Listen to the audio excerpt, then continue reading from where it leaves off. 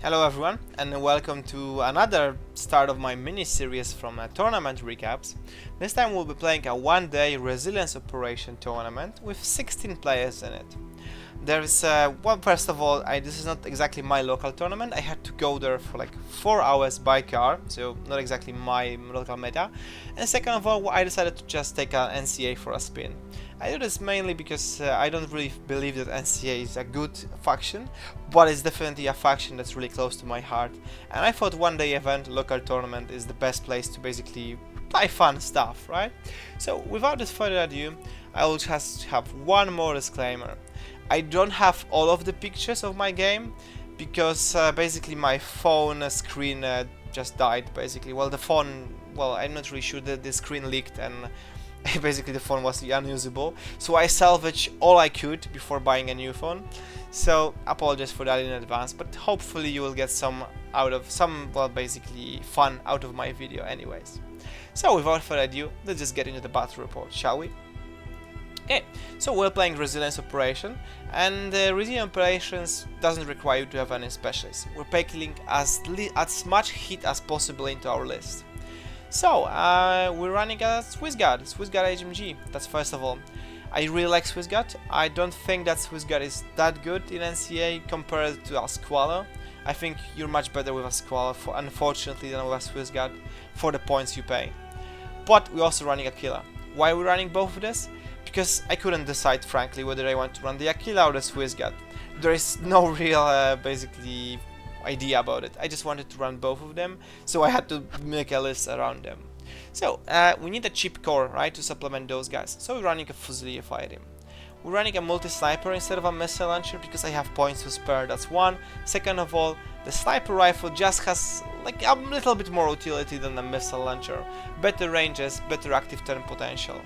Obviously, a rifle shotgun CSU, can't leave a home without it. Then we're trying out the Bolt Sniper Harris with the Blade Engineer, just to have some more mobility, and a blocker.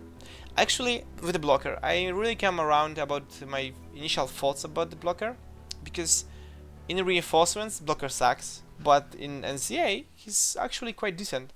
And why is he decent? Because he got 16 points, which is less than Engineer, while bringing more to the table, because he has an nanopulsar, and the multi-pistols are like sometimes useful. He has at least a decent fork with burst 3 nanopulsar or burst 3 pistols, which is quite good for 16 points, that's for sure.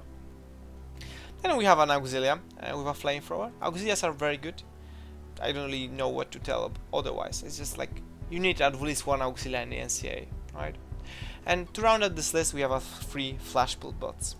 So overall, if you want to play a Swiss Guard or Aquila, or you cannot decide, I highly suggest this list. It has some brutal efficiency in the firepower, but it's just like it's somewhere in the middle of the pack. It's not really that good against the top meta contenders, I would say, but it was definitely a lot of fun. In the first game, I'm actually playing against Sharrankar, my old friend. You probably know him from the Discord if you, well, read the Tohaa chats, basically. Sharrankar playing Tohaa. We haven't played for quite some time. I decided to issue him a challenge and see how it goes. He's playing Tohaa, the usual suspects, the Sukhoi missile launcher, with the 2 Kaltas. Worth of noting, there is no chain of command on Kaltas, so the only chain of command is run on the Quill, plus the Sukhoi Lieutenant is also known because he has willpower 13, right? So this is nice, a change of pace. And there's a Dral my marksman instead of a Sukhoi HMG for a bit more points. Personally, I'm really fan of Dral. I think he's a weaker gunfighter than Sukhoi, sure, but he brings much more utility to the table. He has forward deployment plus mine layer, which can be useful. He has viral pistol, and he has well, decharges. If I remember, Sukhoi also has them, but basically -6 mimetism makes for a quite decent arrow piece for the Dral. Then we have the Sukhoi Lieutenant, Kamal Paramedic, and the Macau. This is a try that's not really wanting to accomplish anything, it's just a try of cheap stuff. Group 2, Viral Sniper, Beast Hunter, Diplomatic Delegate, and the Grave Operator. The idea for the list 2 is a bunch of sacrificial pieces that are put in position where they can do a lot of stuff in short amount of orders, die and not fail anything, basically, like not make the list weaker, right? So I really like this group 2. I think it's like a staple of Tohaa, where you have a like group 2 that doesn't really do anything if he dies, but like it has an opportunity to do a lot of stuff to your opponent. So into the game itself, we're playing Resilience Operation Variation, where both of us will have the same objectives and the objectives will be visible. So we're running Appropriation, which is control your own objectives. I put mine here, 3 for place of 1, and Sharrankar puts his objectives here behind this wall, also in a configuration 3 for price of 1. Second objective, Assassination. My HVT is here, here, here, and here. Right, so like 1, 2, 3, 4, the HVTs. Sharrankars are like here, here, here, and here, like whatever, not relevant. The beacons here, here. Take away the beacons, not destroy them, right? So this is also important, because we know what the objectives are. We can deploy the beacons in spots where they are technically easy to destroy, but we're not playing destroy, so we want to make them difficult to steal, basically. Unfortunately, I don't have the overview picture of the Tohaa deployment, because I want the lieutenant role, and I decided to go for a deployment and give Sharrankar the first turn. This means that there is absolutely no way for me to stop the assassination, because, well, the grief. But you have to understand that there is never a way for me to stop the HVT assassination, because Eclipse, Mirror Ball, there's no way, right? So I basically know that I'm conceding those 3 points to Tohaa at the start of the game. But what's important, there is never a way where I can secure the appropriation, well, my objectives, and the beacons against Tohaa. Because Tohaa will always get to you, mirror ball, and basically kill you through the wall, like kill this guy, kill this guy. There's nothing I can do about it. I have to go second, I have to end the game. My opponent is really worried about my alpha striking, so he decides to go first, so all good there. Again, no picture for the Tohaa deployment, but really briefly. The Nicole is located here on the bridge with a clear line of fires in this direction. Then Sukeo covers those areas, but importantly, this area is not covered by neither of these pieces. And finally, the Dral fire team is going to drop here, and the Sukeo lieutenant is going to drop here behind them in the middle somewhat. The Liberto is here covering the beacons, and the reserve drop will be the Grave located here, and then finally the Beast Hunter located here. Actually, we're playing with the turrets, and we're playing with the turrets, and the turrets are here, here, here, and like here, basically behind this building. So I decided to try my best counter deploying. I put the bolt sniper in view for the Nicole, so there is a face-to-face here to take. I want to take face-to-face to happen because I'm in advantage, first of all. Second of all, even though Nicole has a mate, I have BTS 6, which means I can as well survive a hit if it comes to do it. And I wanted the opponent to try to take this fight and basically waste his mate on me. Importantly, we're covering this approach to our deployment zone, and we're sort of covering this area before preventing my opponent from easy access to his objectives in the first turn. But what's more important is I decline to take this fight. Because of this bridge, there is no line of fire here between me and the Sukeo. Sukeo can one-hit my bolt unlike the Nicole, so I don't want to take this fight against his mate, right? Then we have the blade hidden here, blocker on top of the rooftop, ready to template somebody coming to the roof, flashbot here, and then my fire team, the CSU, Fusilier. Fusilier is behind the building, and very importantly, the Fusilier sniper that's out of the picture is located here on the stairs. The Fusilier sniper has a fire lane here and here in this direction, but again, I'm not fighting this and I'm not fighting this. I don't want to take this face-to-face rolls because those are not good face-to-face rolls for me to take, and my risk is much higher than my opponent. So I'm fine with covering these approaches. So if you look at my deployment again, I'm covering this area with the bolt sniper, this area under the bridge, and with the Fusilier sniper I'm covering this area. So technically I'm well protected from my opponent, but I'm not giving the face-to-face rolls that my opponent would like, for him. The Beast Hunter is located here from reserve drop, and the Aquila is located here. My reserve drop is the Auxilia, supplementing the Aquila. And first out of business, Beast Hunter moves, tries to bait the Discover here, I decline, moves around here, gets discovered by like this Flash Pulse bot, and then my opponent from this position has some choices to make. It takes him quite a while, not gonna lie, but in the end he decides to go for it and engages the Aquila in close combat. I dodge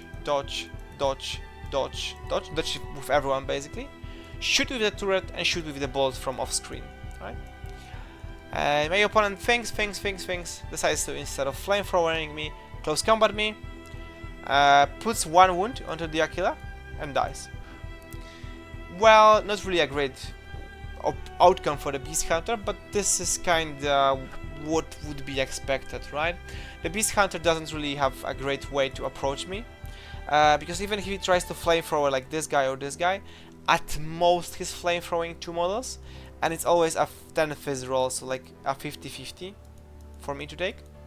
So again, if he flamethrowers one Fusilier and dies, that's not really worth it for the Beast Hunter, I think.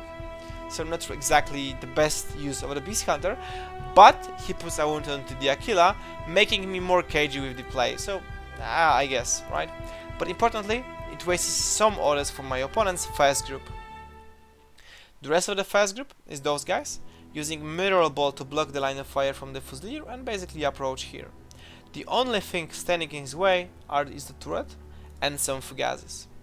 The Drow promptly engages the turret crits him, but Drow crits back. Then the next order, Drow basically deletes the turret. All good. Proceeds to move further, but has to engage the flashbots. Tries to engage the flashbot here, but it's outside of 24, so not a good face-to-face roll, so it's inconclusive. Finally, those guys are hidden here, and the Drow is left standing as a reactive piece, because Mimet is -6, provides him this utility. Then, finally, my opponent finishes up the turn high. Well, okay, so finishes the turn high with the Grave here, kills the HVT here, tries this one, but fails the whip roll, and basically retreats to his hiding position. He cannot proceed any further, because the bolt would shoot him if he stands up, and then there is the turret here that will also shoot him. So, not a great turn for the Tohaa player. He got 1 out of 2 assassination, put 1 wound on the Aquila, but that's it. I have full power in my... well, I have full orders, and I know where my opponents are, so I'm basically in a position to bounce back into the game. The Grave recamoed also. I open up with a Swiss Guard, move here, try to bait out Discovers from Sukel or the Nicole, but they decline. Then I move here, I shoot the turret, and Discover shoot the Grave at the same time. I kill the turret, but I cannot kill the turret here, which is a shame. I failed to kill the turret, but I killed the Grave, which is good. But importantly, the Liberated dodges us around and threatens me with a template. Then the Aquila is next to go. I have a Nicole fight to take. I prone here. I have to take the fight against this turret because Swiss failed me basically. I split burst. I shoot the turret and I shoot the Nicole. I lose both face-to-face rolls, but luckily I tank like 4 out of 4 hits, which is fine. Then it takes me 2 more orders, well 3 more orders to get through Nicole. 1 to take his armor set, then 1 wound and 1 wound. And I managed to kill both the Nicole and the turret, which is okay. Then I stand up, take the fight against this turret, kill it, and I have 2 orders left with a 12 prestige. This is where I make a huge mistake, because my opponent took so much time in his turn, we're running short on time, and I have to really speed up the game to catch up. It's like 35 minutes to finish my 3 turns basically. This is the reason why I miscalculate the ranges quite badly. Instead of going for a safe play here, on top of the stairs and engaging the Sukel from here, I decided, oh, this is definitely inside of 32. I get out up onto the building and take the fight against the Sukel, and 32 ends like here. So we're actually 33 inches-ish, something like that. Aquila fails all of his hits, Sukel doesn't fail, Aquila is gone. This is a huge misplay on my part. I basically throw almost, well, 50 points into the trash bin because I was too lazy to, well, mentally measure the distance or whatever you call it, but this is a huge miscalculation on my part. This should not have happened, but it is. I'm only human after all. So we still have a Sukeo to go.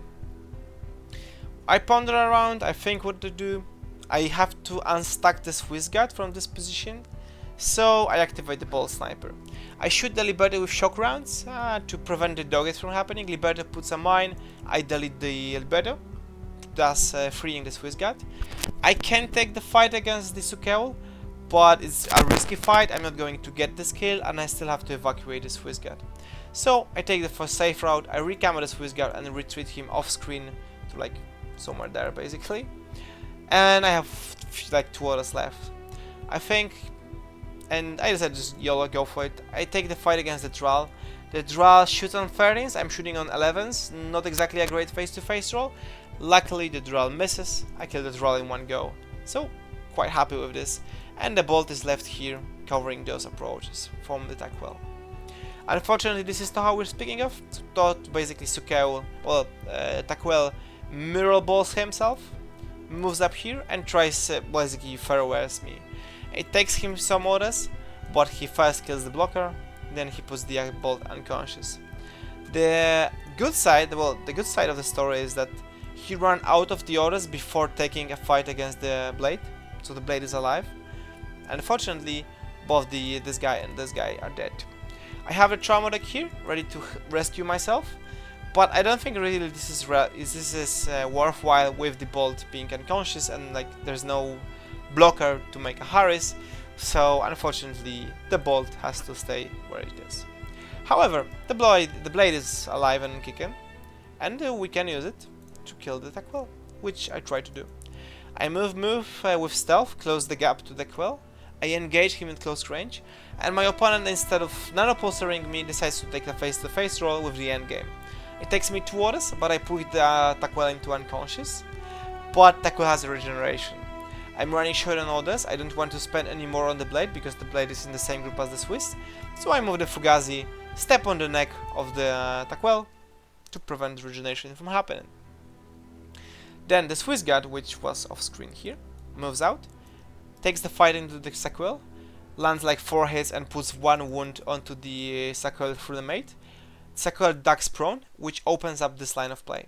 The Auxilia with the Auxbot moves all the way here because I know that this is the LT.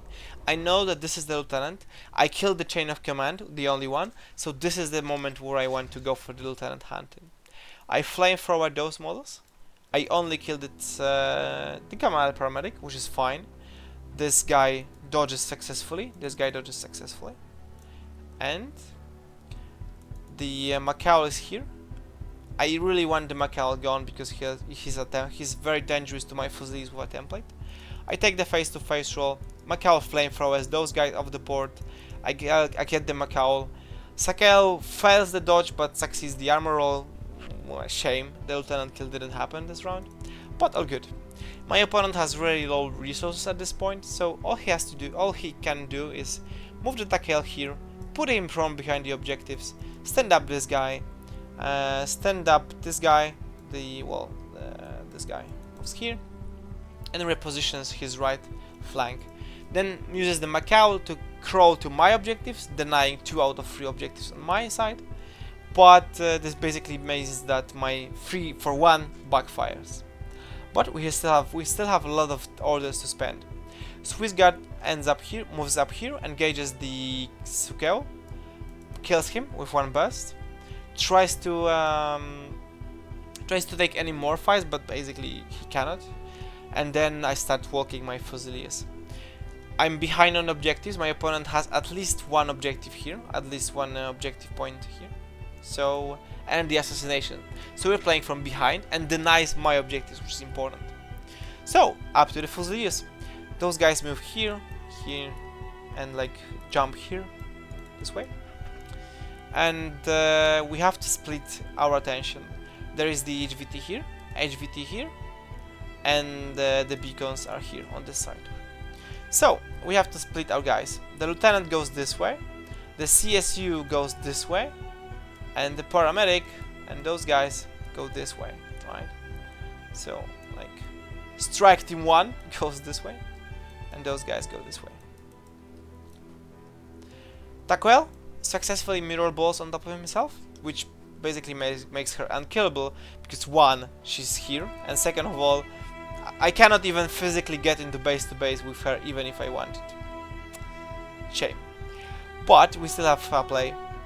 The Fusilier Lieutenant goes there, succeeds on the killing of the HVT. CSU goes here, denies objective number 1 and objective number 2. Very importantly, this is the leader. This is more than 8, which kicks the CSU out of the fire team. So we have a Harris. This guy moves here, engages the Kaaltar. Kaaltar crit flash pulse. Well, in whatever order happens, the Fusilier moves, kills the HVT here, tries to take a fight against the Kaaltar, but the Kaaltar crit flash pulses my Fusilier. I'm running low on notice, so the Swiss guard tries a fight against the Kaaltar, fails to land a single hit onto the Kaaltar, because I'm only BS 15 after all.